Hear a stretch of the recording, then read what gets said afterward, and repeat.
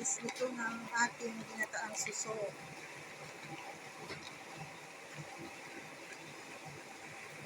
Yan. Panggisa, bawang, sibuyas at saka luya. Yan, nilagyan ko na yung mantika. Lagay na natin yung suso. Gisa na natin.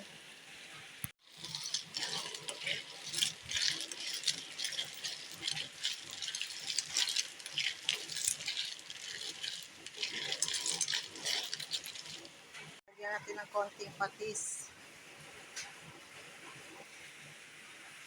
Lagyan po natin ng pangalawang gata. Yung pangalawang piga. Ilagay po natin yan para makuluan. Tapos hayaan lang po natin kumulo. Lagyan po natin ng asin. Lagyan na rin natin ng paminta. Natin ng siling pula para medyo may anghang.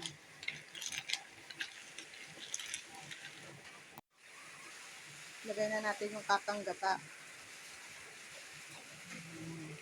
para lumapot siya. Yan po yung unang piga. Yung malunggay.